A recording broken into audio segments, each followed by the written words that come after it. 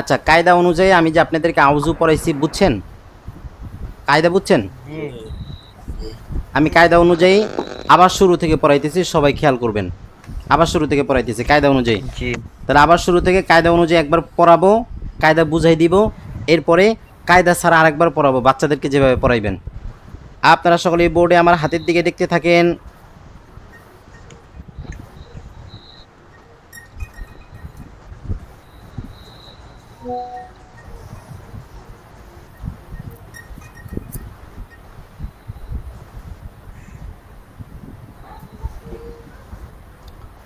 সকলেই বোর্ডে দেখেন, আমার সঙ্গে সঙ্গে পড়েন। আলিফ, আলিফ আইন, আইন ওয়াও, ওয়াও জাল, জাল আলিফ, আলিফ আইন, আইন ওয়াও, ওয়াও জাল। জাল সবাই ভিডিওতে আসেন, শুধু একভাবে এক দুইজন ভিডিওতে আসছেন, সবাই ভিডিওতে আসেন। আপনারা পড়েন। আলিফ আলিফ আইন ওয়াও ওয়াও জাল জাল আলিফ আলিফ আইন ওয়াও ওয়াও জাল জাল আমার সঙ্গে সঙ্গে গুনেন। এক, এক দুই, দুই দুই তিন, তিন তিন চার। চার চার এক, এক দুই, দুই তিন, তিন তিন চার। চার আপনারা গুনেন। এক এক দুই দুই তিন তিন চার চার এক দুই দুই তিন চার আপনাদের সিলেটের মাঝখানে এইভাবে লিখেন। আপনাদের সিলেটের মাঝখানে এইভাবে লিখেন।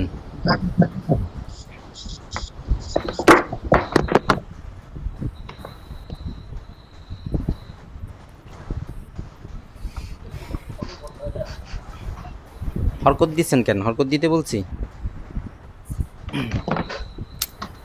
আলিফে জবর দেন, আলিফে জবর দেন। চোখ আলিফে জবরে থাকবে, চোখ আলিফে থাকবে চোখ আলিফে জবরে থাকবে। চোখ আলিফের জবরে আলিফের থাকবে জবরে থাকবে হাত আলিফের নিচে থাকবে, হাত আলিফের নিচে থাকবে হাত আলিফের নিচে থাকবে। হাত আলিফে থাকবে এখন বাচ্চাদেরকে ধমক দিবেন। সবাই হাত চোখ রাখেন, কেউ এদিক সেদিক দেখবেন না, দেখলে খবর আছে। মুখে উচ্চারণ করিবে, উচ্চারণ করিবে মুখে উচ্চারণ করিবে। মুখে উচ্চারণ করিবে আ, আ আ আ, আ আ। আ আবার আ উচ্চারণ আ অনেক। আচ্ছা, এটা সহজ উচ্চারণ না কঠিন উচ্চারণ? উচ্চারণ সহজ উচ্চারণ। তাহলে আমরা কায়দার মধ্যে পড়ছি, নুরানি প্রথম জামাতের ছাত্রছাত্রীদেরকে চক সিলেটের মাধ্যমে কোরআন মাজিদ লফজ লফজ মানে শব্দ শব্দ 5 পদ্ধতিতে শিক্ষা দিতে হবে, 5 প্রকারের শিক্ষা দিতে হবে। এক, সহজ উচ্চারণ কমপক্ষে 10 বার, কঠিন উচ্চারণ কমপক্ষে 20 বার, উস্তাদের প্রশ্ন, ছাত্রদের উচ্চারণ। তাহলে এক, সহজ উচ্চারণ। তাহলে আ এটা সহজ উচ্চারণ না কঠিন উচ্চারণ? সহজ উচ্চারণ সহজ উচ্চারণ। তাহলে এই সহজ উচ্চারণটা কমপক্ষে কতবার করাইবেন বাচ্চাদেরকে? 10 বার 10 বার। এটা হচ্ছে কমপক্ষে, মানে সবাই পারলেও কমপক্ষে 10 বার উচ্চারণ করাইবেন, আর না পারলে তো আরও বেশি করানোর প্রয়োজন হলে বেশি করাইবেন। আচ্ছা, আইনে পেশ ওয়াই জজম দেন।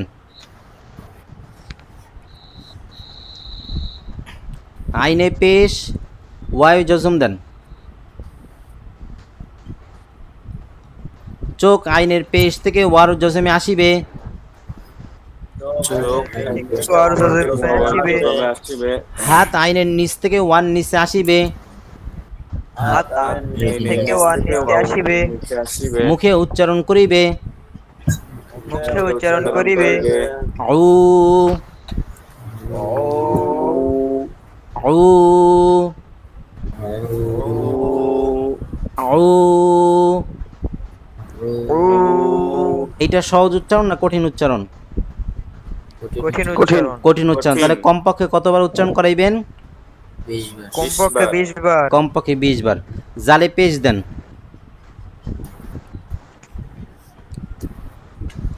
চোখ জালের পেশে থাকবে।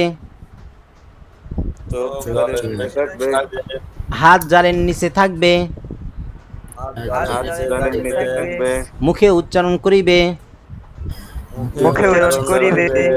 জু জু জু জু জু জু জু। জু। সহজ না কঠিন? সহজ কঠিন। সহজ। বাচ্চাদের কাছে যদি সহজ হয়, আপনি যেহেতু শিক্ষক বাচ্চাদেরকে পড়াইতেছেন, আপনি বুঝবেন, বাচ্চাদের উচ্চারণ শুই না আপনি বুঝতে পারবেন। তাহলে যদি সহজ মনে হয় তাহলে কমপক্ষে 10 বার করাইবেন। যদি কঠিন মনে হয়, এরকম অনেক উচ্চারণ আছে, ঠিক আছে? সেটা বাচ্চাদের উপর নির্ভর করবে, বাচ্চাদের কাছে কঠিন না সহজ। যদি সহজ হয় বাচ্চাদের কাছে সেক্ষেত্রে কমপক্ষে 10 বার করাইবেন। যদি কঠিন উচ্চারণ হয় তাহলে সেক্ষেত্রে কমপক্ষে 20 বার করাইবেন।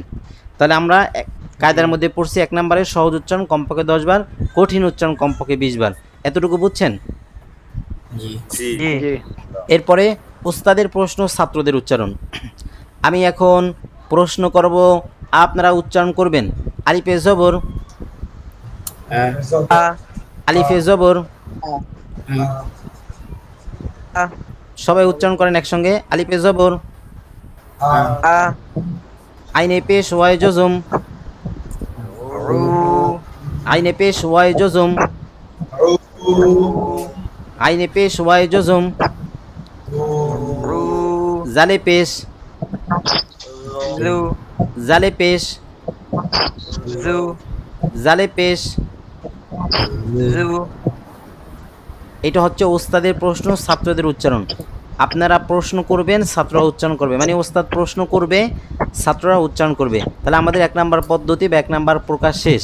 1 নম্বর পদ্ধতি ছিল সহজ উচ্চারণ কমপক্ষে 10 বার, কঠিন উচ্চারণ কমপক্ষে 20 বার, ওস্তাদের প্রশ্ন, ছাত্রদের উচ্চারণ। এখন 2 নম্বর। 2 নম্বর হচ্ছে ভাঙ্গা ভাঙ্গা উচ্চারণ কমপক্ষে 10 বার। আমি এখন ভাঙ্গা ভাঙ্গা উচ্চারণ করব। আ আউ জু। সবাই একসঙ্গে ভাঙ্গা ভাঙ্গা উচ্চারণ করেন। আ উ জু। আবার আ উ জু। আবার আ উ জু। আব্দুর রউফ ভাই শুধু উচ্চারণ করেন ভাঙ্গা ভাঙ্গা। আ উ জু। সবাই পড়েন। এভাবে নাম ধরে ধরে জিজ্ঞাসা করবেন। যেমন আবার ছাত্রদেরকে ভাই বললেন না, ঠিক আছে? তো জি। বলবেন, এই যে আব্দুল্লাহ আপনি দাঁড়ান, আব্দুল্লাহ আপনি ভাঙ্গা ভাঙ্গা উচ্চারণ করেন। আব্দুল্লাহ ভাঙ্গা ভাঙ্গা উচ্চারণ করবে, সবাই পড়েন। আলামিন আপনি ভাঙ্গা ভাঙ্গা উচ্চারণ করেন, আলামিন ভাঙ্গা ভাঙ্গা উচ্চারণ করবে, সবাই পড়েন। এভাবে নাম ধরে ধরে জিজ্ঞাসা করবেন, দেখবেন এরা ভাঙ্গা ভাঙ্গা উচ্চারণ পারে কিনা। আচ্ছা, তাহলে এইভাবে ভাঙ্গা ভাঙ্গা উচ্চারণ করাইবেন কমপক্ষে 10 বার। ভাঙ্গা ভাঙ্গা উচ্চারণ সবাই পারবে। এরপরে 3 নম্বরে মতন উচ্চারণ কমপক্ষে 20 বার। আউযু আউযু আউযু আউযু আউযু আউযু আউযু। আউযু। এভাবে মতন উচ্চারণ কমপক্ষে 20 বার করাইবে। এটা সবচেয়ে বেশি। মতন মানে রিডিং একত্রে। 4 নাম্বার হরফ উচ্চারণ কয়েকবার। আলিফ, আলিফ আইন, আইন ওয়াও, ওয়াও জাল। দাল আউযু, আউযু আলিফ, আলিফ আইন, আইন ওয়াও, ওয়াও জাল জাল আউযু। আউযু প্রথমে ভাঙ্গা ভাঙ্গা কয়েকবার হরফ উচ্চারণ করাবেন, তারপরে একত্রে। আলিফ আইন ওয়াও জাল আউযু। আলিফ আইন ওয়াও জাল আউযু আলিফ আইন ওয়াও জাল আউযু। আলিফ আইন ওয়াও জাল আউযু আলিফ আইন ওয়াও জাল আউযু। আলিফ আইন ওয়াও জাল আউযু তাহলে এভাবে হরফ উচ্চারণ কয়েকবার করাইবেন। 4 নাম্বার শেষ। 5 নাম্বার মুসেন দেখান লিখেন। সিলেট মুসেন, মুসেন দেখান লিখেন। মুসেন দেখান সিলেট মুসেন। মুইসা দেখান। নাসির ভাই মুসেন।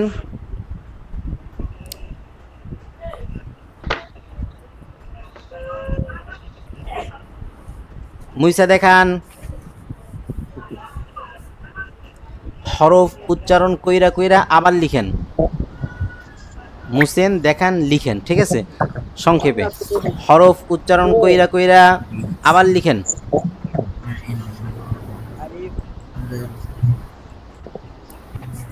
আলিফ আইন ওয়াও জাল। হুম। আইন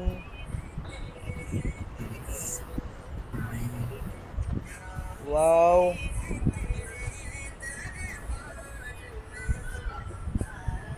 জাল সিলেট দেখান, হরকত দেন।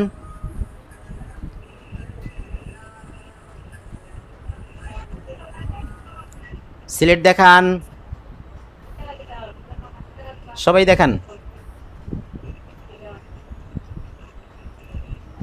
সিলেট ঘুরান নিজের দিকে, হরফ উচ্চারণ কইরা বলেন কি লেখছেন। আইন ওয়াও জাল আউযু আবার বলেন।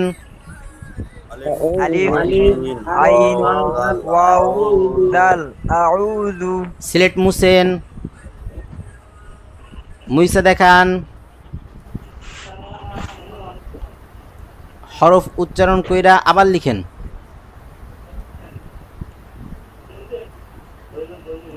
আলিফ আইন আলিফ ওয়াও জাল সিলেট দেখান, সিলেট দেখান। আউযু সিলেট ঘুরান নিজের দিকে, হরফ উচ্চারণ কইরা বলেন কি লেখছেন। আলিফ আইন ওয়াও জাল আউযু আইন ওয়াও জাল আবার বলেন। আলিফ আইন ওয়াও জাল আউযু সিলেট মুসেন দেখান, আবার লিখেন। এভাবে হাতের লেখা সুন্দর হওয়ার পরেও 10 বার লেখাইবেন। হাতের লেখা সুন্দর হওয়ার পরেও আরও 10 বার লেখাইবেন। আচ্ছা, আমি আবার শুরু থেকে পড়াইতেছি। এবার কোনো কায়দা কানুন কিচ্ছু বলবো না। বাচ্চাদেরকে যেভাবে পড়াইবেন আমি ওইভাবে হুবহু আপনাদেরকে পড়াবো। শুধুমাত্র যেখানে 10 বার উচ্চারণ করাইতে হবে, 20 বার উচ্চারণ করাইতে হবে, সেখানে আমি 2-3 বার করে উচ্চারণ করাবো। কিন্তু বাচ্চাদেরকে যেভাবে পড়াইবেন ওইভাবেই আমি আপনাদেরকে পড়াবো। শুধু পার্থক্য হচ্ছে যেখানে 10 বার 20 বার উচ্চারণ করাইতে হবে সেখানে আমি 3-4 বার করে উচ্চারণ করাবো। মাঝখানে কোনো কায়দা কানুন কোনো কিছু বলবো না। শুরু করলাম। আপনারা সকলেই বোর্ডে আমার হাতের দিকে দেখতে থাকেন।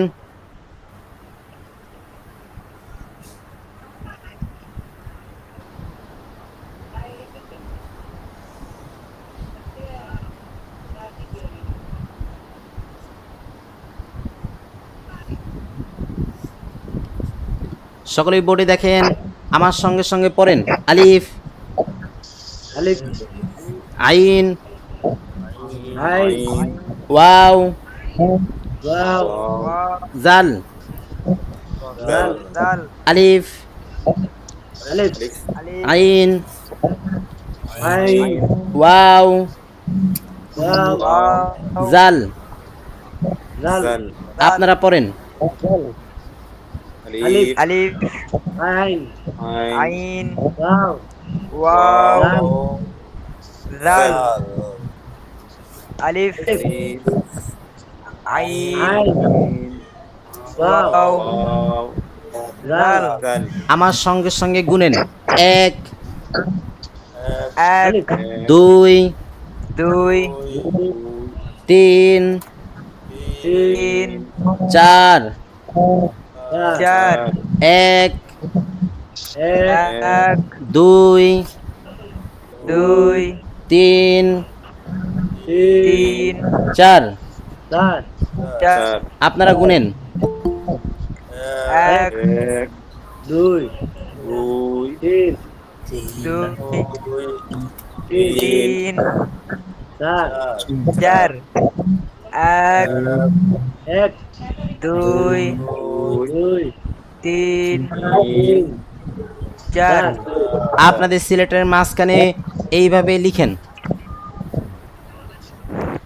আপনাদের সিলেটের মাঝখানে এইভাবে লিখেন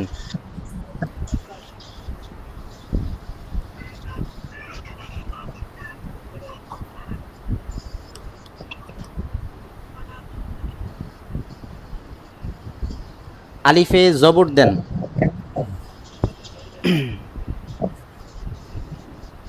আলিফে জবর দেন চোখ আলিফে জবরে থাকবে থাকবে হাত আলিফের নিচে থাকবে হাত আলিফ নিচে থাকবে থাকবে মুখে উচ্চারণ করিবে মুখে উচ্চারণ করিবে আ আ আ আ আ আ আবার আ উচ্চারণ আ আবার আ আইনে পেশ ওয়াই জজম দেন আইনে পেশ ওয়াই জজম দেন চোখ আইনের পেশ থেকে ওয়ার জজমে আসিবে আসিবে হা- পেশ থেকে ওয়াওয়ে জজমে আসিবে হাত আইনের নিচ থেকে ওয়ান নিচে আসিবে হাত আইনের নিচে আসিবে মুখে উচ্চারণ করিবে মুখে উচ্চারণ করিবে ঔ ঔ আবার জালে পেশ দেন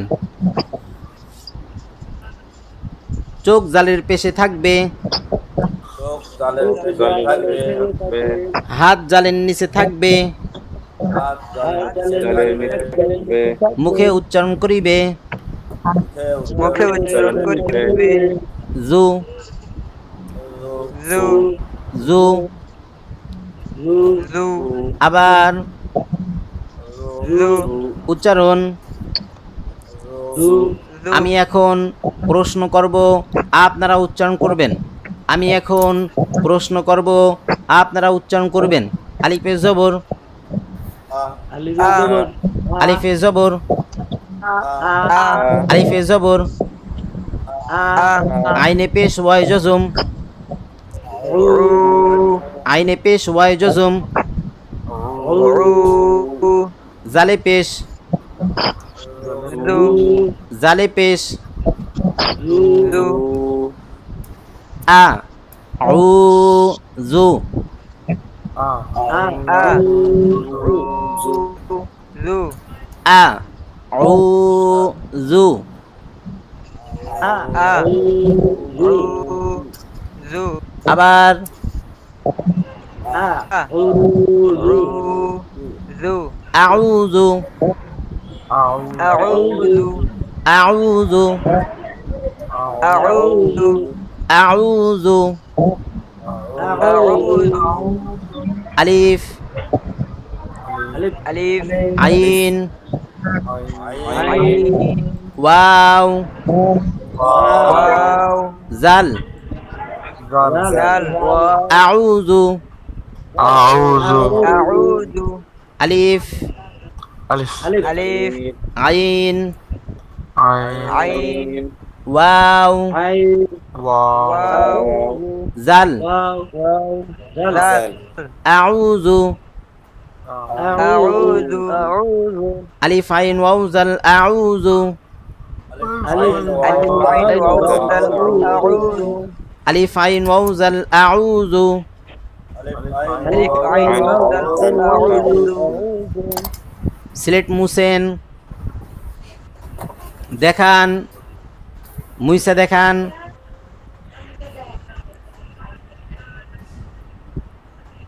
হরফ উচ্চারণ কইরা কইরা আবার লিখেন।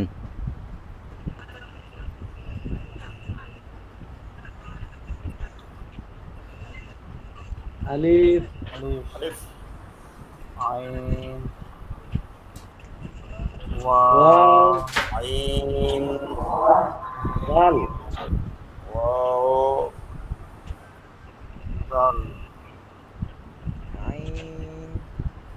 আউযু সিলেট দেখান, হরকত দেন, আউযু হরকত দিয়ে দেখান। أعوذ সিলেট দেখান, আ সিলেট গুরান নিজের দিকে, হরফ উচ্চারণ কইরা বলেন কি লেখছেন। ألف عين واو دال আলিফ أعوذ আইন ওয়াও দাল واو دال আউযু أعوذ আবার বলেন। ألف আলিফ عين আইন واو دال أعوذ সিলেট মুছেন, মুইসা দেখান।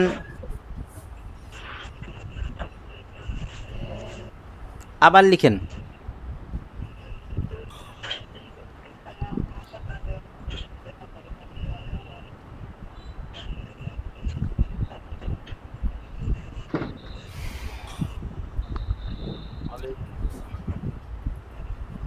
সিলেট দেখান, হরফ উচ্চারণ করে করে লিখেন। আউযু عين واو আলিফ আইন ওয়াও দাল আউযু সিলেট দেখান, সবাই দেখান। আলিফ আইন ওয়াও দাল আউযু ألف عين واو دال أعوذ সিলেট মুছেন, দেখান, মুইসা দেখান, আবার লিখেন। এভাবে হাতের লেখা সুন্দর হওয়ার পরেও 10 বার লেখাইবেন। পারবেন ইনশাআল্লাহ? إن شاء الله إن شاء الله তাহলে এভাবে হাতের লেখা সুন্দর হওয়ার পরেও 10 বার লেখাইবেন।